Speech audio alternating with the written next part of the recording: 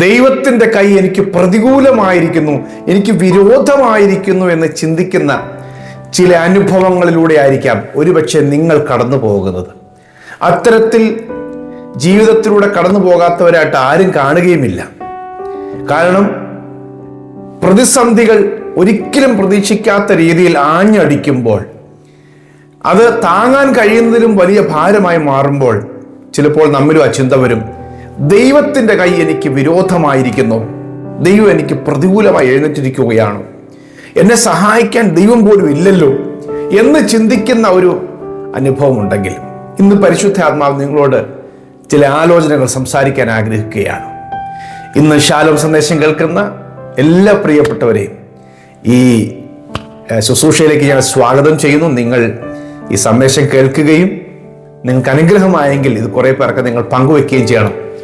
രൂത്തിന്റെ പുസ്തകത്തിൽ 1-ാമത്തെ അധ്യായത്തിന്റെ 13-ാമത്തെ വാക്യത്തിൽ നവോമി എന്ന് പറയുന്ന ഒരു മാതാവ് പറഞ്ഞൊരു വാക്ക് ഇങ്ങനെയാണ്: യഹോവയുടെ കൈ എനിക്ക് വിരോധമായി പുറപ്പെട്ടിരിക്കുകയാൽ നിങ്ങളെ വിചാരിച്ച് ഞാൻ വളരെ വ്യസനിക്കുന്നു. ഹല്ലേലൂയ.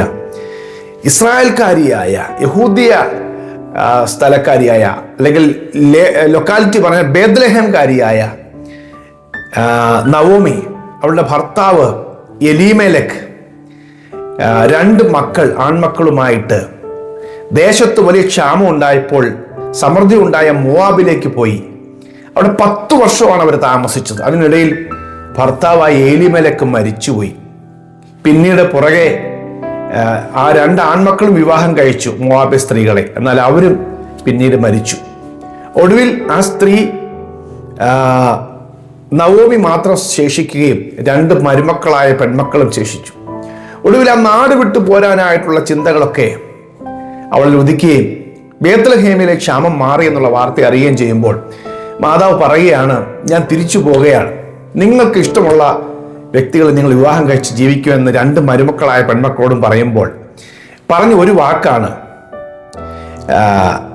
അവർ പറഞ്ഞു ഞങ്ങൾ നിന്റെ കൂടെ വരുവാണ്, മാതാവിൻ്റെ കൂടെ വരുവാണെന്ന് പറഞ്ഞപ്പോൾ ഈ നവോമി പറയുകയാണ്, വേണ്ട മക്കളെ, യഹോവയുടെ കൈ എനിക്ക് വിരോധമായി പുറപ്പെട്ടിരിക്കുന്നു, അതുകൊണ്ട് ഞാൻ നിങ്ങളെ ചൊല്ലി വ്യസനിക്കുകയാണ്. എൻ്റെ ജീവിതത്തിൽ ഞാൻ തൊട്ടതെല്ലാം എനിക്ക് നാശമായി മാറിയിട്ടുണ്ട്. എൻ്റെ പ്രിയപ്പെട്ടവരെല്ലാം എന്നെ വിട്ട് പോയിട്ടുണ്ട്. ഞാൻ ചെന്നിടത്തൊക്കെയും ക്ഷാമവും പ്രതിസന്ധികളും മാത്രമാണ്. അതുകൊണ്ട് എൻ്റെ കൂടെ വരണ്ട. ഹല്ലേലൂയ. പ്രാർത്ഥിക്കുന്ന ഒരു മാതാവായിരുന്നെങ്കിലും ദൈവത്തെ കാത്തിരിക്കുന്ന ഒരു വ്യക്തിയാണെങ്കിലും വളരെ ഭക്തിയിൽ ജീവിച്ച ഒരു മാതാവായിരുന്നെങ്കിലും ജീവിതാനുഭവങ്ങൾ വളരെ വ്യത്യസ്തമായതുകൊണ്ട് ആ വാക്കുകൾ പറഞ്ഞു, ദൈവത്തിൻ്റെ കൈ എനിക്ക് വിരോധമായി പുറപ്പെട്ടിരിക്കുന്നു. എന്നാൽ എന്താ സംഭവിച്ചത് നമുക്ക് പിന്നീട് അറിയാം. അത്തരത്തിൽ ദൈവത്തിൻ്റെ കൈ വിരോധമായി പുറപ്പെട്ടോ എന്ന് ആകുലപ്പെട്ട ആ മാതാവിൻ്റെ ജീവിതത്തിൽ പിന്നീട് ചെയ്തത്, സർവശക്തൻ എന്നോട് അത്യന്തം കൈപ്പായത് പ്രവർത്തിച്ചു എന്നൊക്കെയാണ് പറഞ്ഞത്. എന്നാൽ പിന്നീട് സംഭവിച്ചത്, തിരികെ വരുമ്പോൾ വലിയ അത്ഭുതങ്ങൾ നടക്കുകയായിരുന്നു. ആ 2 മരുമക്കളിൽ ഒരാളായ രൂത്ത് ഈ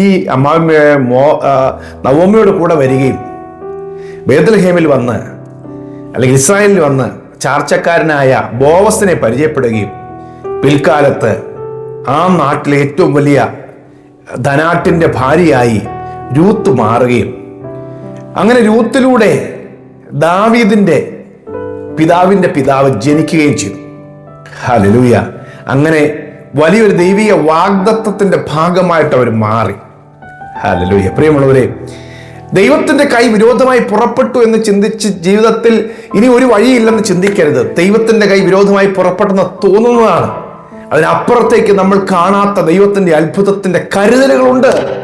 ഹല്ലേലൂയ. ഇത് വിശ്വസിക്കാൻ നിങ്ങൾ തയ്യാറായിക്കോ? ഇന്ന് ജീവിതത്തിലെല്ലാം കയ്പായി തോന്നിയേക്കാം. ഇനി സന്തോഷിക്കാനോ സുഖം അനുഭവിക്കാനോ ഒന്നും തോന്നാത്ത വിധത്തിൽ എല്ലാത്തിനോടും വെറുപ്പ് തോന്നിയേക്കാം. ചിലർ പറയാറുണ്ട്, പ്രാർത്ഥിക്കാൻ പോകാനും തോന്നുന്നില്ല, വചനം വായിക്കാൻ തോന്നുന്നില്ല, കൂട്ടായ്മയ്ക്ക് പോകാൻ തോന്നുന്നില്ല. ജീവിതത്തിലെ കയ്പ് കൊണ്ടാണ് അവർ പറയുന്നത്. പക്ഷെ ഞാൻ നിങ്ങളോട് പറയാം, നവോമിയുടെ ജീവിതം എടുത്ത് വെച്ച് ഞാൻ പറയാം, ദൈവം നിങ്ങളുടെ ജീവിതത്തിലെ കയ്പിനെ മധുരമാക്കി മാറ്റും. ഹല്ലേലൂയ. അത് മാറുന്ന ഒരു ദിവസമുണ്ട്. അത് അത്ഭുതകരമായ ഒരു മാറ്റമായിരിക്കും. ആമേൻ. ഹല്ലേലൂയ. ദൈവത്തിൻ്റെ കൈ വിരോധമായി, ഇയ്യോബ് എന്ന് പറയുന്ന മനുഷ്യൻ അദ്ദേഹം വളരെയധികം ഭക്തനായി ജീവിച്ച മനുഷ്യനാണെങ്കിലും കടന്നുപോയ കഷ്ടതയുടെ നടുവിൽ അദ്ദേഹം പറഞ്ഞൊരു വാക്കുണ്ട്. 19 21 വാക്യം, സ്നേഹിതന്മാരെ, എന്നോട് കൃപ തോന്നണമേ, ദൈവത്തിന്റെ കൈ എന്നെ തൊട്ടിരിക്കുന്നു. ഹല്ലേലൂയ. ദൈവത്തിന്റെ കൈ എന്നെ തൊട്ടിരിക്കുകയാണ്. അതുകൊണ്ട് എന്നോട് നിങ്ങൾ കൃപ തോന്നണം. ഹല്ലേലൂയ. ദൈവം എന്ന പോലെ നിങ്ങളെന്നെ ഉപദ്രവിക്കുന്നത് എൻ്റെ മാംസത്തിൽ നിന്ന് തൃപ്തി വരാത്തതെന്ത്? അങ്ങനെ ഭാരപ്പെടുകയാണ്. എനിക്ക് നിങ്ങളോടൊന്നും പറയുവാനില്ല, ദൈവത്തിന്റെ കൈ എന്നെ തൊട്ടിരിക്കുക. നമുക്കറിയാം യോബിന് വരുത്തിയ അവസാനം എന്താണെന്ന് അല്ലേ? ദൈവത്തിന്റെ കൈ തൊട്ടു, ഞാൻ വളരെയധികം കഷ്ടത്തിലായെന്ന് പറഞ്ഞ മനുഷ്യൻ ഒടുവിൽ 42 അധ്യായത്തിന്റെ 2 വാക്യത്തിൽ പറയുന്നു, നിനക്ക് സകലതും സാധ്യമെന്നും നിന്റെ ഉദ്ദേശമൊന്നും അസാധ്യമല്ലെന്നും ഞാൻ ഇപ്പോൾ അറിയുന്നു. ദൈവം അവന് നഷ്ടമായതെല്ലാം മടക്കി കൊടുക്കുവാനിടയായി. പ്രിയമുള്ളവരെ, അങ്ങനത്തെ ഒരു എൻഡാണ് ദൈവികമായ ശോധനയ്ക്കകത്തുള്ളത്. നിങ്ങൾ അത്തരത്തിലുള്ള പരിശോധനകൾ പോവുകയാണെങ്കിൽ ഇങ്ങനത്തെ ഒരു ആന്റി ക്ലൈമാക്സ് അവിടെ നടക്കും. ഹല്ലേലൂയ. നഷ്ടമായെന്ന് പറഞ്ഞതും ഇനി ഒരിക്കലും നന്മ ഉണ്ടാകില്ലെന്ന് പറഞ്ഞിടത്തും ദൈവം നിങ്ങൾക്ക് തിരിച്ചു കൊണ്ടുവരും, നിങ്ങളെ തിരിച്ചു കൊണ്ടുവരും. ഹല്ലേലൂയ. ചിലപ്പോൾ അതിനിടയിൽ ചില പ്രയാസങ്ങൾ വരുന്നുണ്ടായിരിക്കും. ദൈവത്തോടുള്ള സ്നേഹം വിട്ടുകളയാനും പറ്റുന്നില്ല, എന്നാൽ എന്ത് സംഭവിക്കും, എന്ത് പറയേണ്ടതെന്ന് അറിയുന്നില്ല. അങ്ങനെ കടന്നു പോകുന്നവരുണ്ട്. അവരെ ദൈവം ഒരിക്കലും കൈവിടുകയില്ല.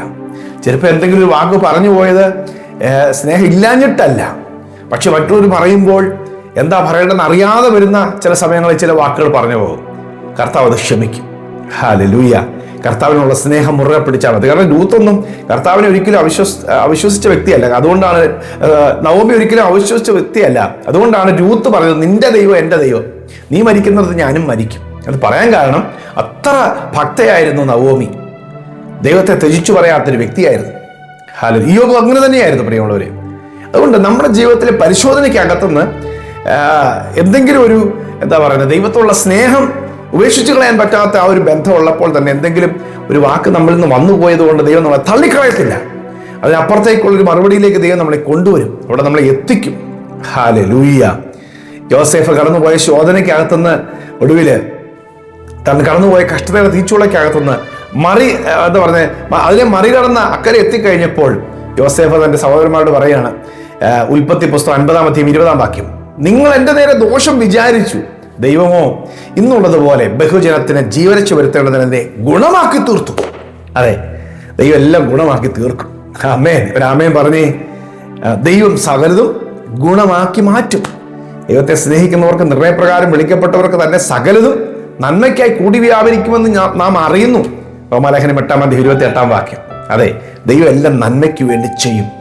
ഇന്ന് ദോഷമായി തോന്നുന്നതിനെയും ദൈവം നന്മയാക്കി മാറ്റും. ഹല്ലേലൂയ. വിശ്വസിക്കാൻ അല്പം പ്രയാസമുള്ളായിരിക്കാം, എങ്കിലും ദൈവം അത് ചെയ്യും. നിങ്ങൾ ദൈവത്തെ സ്നേഹിച്ചോ, നിങ്ങൾ ദൈവസ്ഥലത്തിൽ നിന്നോ, ദൈവം കാര്യങ്ങൾ ഏറ്റെടുക്കും. ദൈവം അനുകൂലമെങ്കിൽ പ്രതികൂലം ആരെന്നാണ് അടുത്ത വാക്യത്തിൽ റോമാലേഖനം 8 അധ്യായത്തിന്റെ 31, 32 വാക്യത്തിലേക്ക്. ദൈവം അനുകൂലമെങ്കിൽ പ്രതികൂലം ആര്? പ്രതികൂലമായി നിൽക്കുന്നതിനെ അനുകൂലമാക്കി മാറ്റുവാൻ ഈ ദൈവം ശക്തനായ ദൈവം. അതുകൊണ്ട് യഹോവയുടെ കൈ എനിക്ക് വിരോധമായി പുറപ്പെട്ടു എന്ന് തിരിച്ചറിഞ്ഞു, അല്ലെങ്കിൽ അങ്ങനെ ഒരു വാക്ക് വന്നിട്ടുണ്ടെങ്കിൽ നിരാശപ്പെടേണ്ട. ദൈവത്തിന്റെ കൈ നിങ്ങൾക്ക് അനുകൂലമായി വരും. ഹല്ലേലൂയ. ആമേൻ. ദൈവം നിങ്ങളുടെ സ്ഥിതികൾക്ക് മാറ്റം വരുത്താൻ പോകുക, നിങ്ങളുടെ കൈപ്പിനെ ദൈവം മധുരമാക്കി മാറ്റാൻ പോകുകയാണ്. ദൈവം വൻ കാര്യങ്ങൾ ചെയ്യട്ടെ. ഞാൻ നിങ്ങൾക്ക് വേണ്ടി പ്രാർത്ഥിക്കാം. പ്രിയ കർത്താവേ, ഈ സന്ദേശം കർത്താവെ കേട്ടുകൊണ്ട് വളരെ വേദനയോടുകൂടി, ഹൃദയഭാരത്തോടുകൂടി പ്രാർത്ഥിക്കാനായിട്ട് കണ്ണുകൾ അടച്ച് സമർപ്പിച്ച എൻ്റെ പ്രിയപ്പെട്ടവർക്ക് കൂടി ഞാൻ ഇപ്പോൾ പ്രാർത്ഥിക്കുന്നു. കർത്താവെ, അവിടുത്തെ കൈ അനുകൂലമല്ലല്ലോ, പ്രതികൂലമാണല്ലോ എനിക്കെല്ലാം എന്ന് ചിന്തിച്ച് വളരെ വേദനപ്പെടുന്ന ഈ പ്രിയപ്പെട്ടവരുടെ ജീവിതത്തിൽ കർത്താവെ, അവർ സ്വപ്നം കാണുന്നത് പോലെ ചില അത്ഭുത വിടുതലുകൾ കർത്താവെ, ഞാൻ ഒരിക്കലും അത് പ്രതീക്ഷിച്ചതല്ല, എല്ലാം എനിക്ക് പ്രതികൂലമാണെന്ന് ഞാൻ പറഞ്ഞതാണ്, എന്നിട്ടും ദൈവം എന്നെ വിടുവിച്ചല്ലോ എന്ന് പറയത്തക്ക രീതിയിൽ വലിയ അത്ഭുതങ്ങൾ ഇവർ നടക്കട്ടെ. കർത്താവ്, യാക്കോബ് അവൻ്റെ ഏറ്റവും കഷ്ടത നടത്തി സകലം എനിക്ക് പ്രതികൂലം, ഞാൻ മരിച്ചു പോകുമെന്ന് ചിന്തിച്ചിട്ടും അവനൊടുവിൽ കർത്താവെ യോസേഫിന്റെ നന്മകളെ കണ്ടതുപോലെ ഈ മക്കളിൽ ചിലരെങ്കിലും അവരുടെ തലമുറയെക്കുറിച്ച് വളരെ വിലപിച്ച് വേദനപ്പെട്ടിരിക്കുന്നു. എന്നാൽ അവരുടെ നന്മ കാണുവാനുള്ള ഒരു അനുഗ്രഹം യേശുവിന്റെ നാമത്തിൽ അവർക്ക് നൽകണം. അത് സംഭവിക്കട്ടെ അവരിൽ. ആമേൻ. കർത്താവെ, മക്കളെ അനുഗ്രഹിച്ചു പ്രാർത്ഥിക്കുന്നു. ഈ വചനം നിന്റെ മക്കളുടെ ജീവിതത്തിൽ വൻ കാര്യങ്ങൾ ചെയ്യട്ടെ. പ്രാർത്ഥന കേട്ടതിനായി നന്ദി, യേശു ക്രിസ്തുവിൻ നാമത്തിൽ തന്നെ. ആമേൻ. ആമേൻ. ദൈവത്തിന്റെ കൈ വിരോധമായി പുറപ്പെട്ടു എന്ന് ചിന്തിക്കുന്ന സാഹചര്യത്തിൽ ദൈവം അതിനെ മാറ്റി അവന്റെ കൈ നിങ്ങൾക്ക് അനുകൂലമായി വെളിപ്പെടാൻ പോകുകയാണ്. ധൈര്യമായിട്ടിരിക്കുക. God bless U.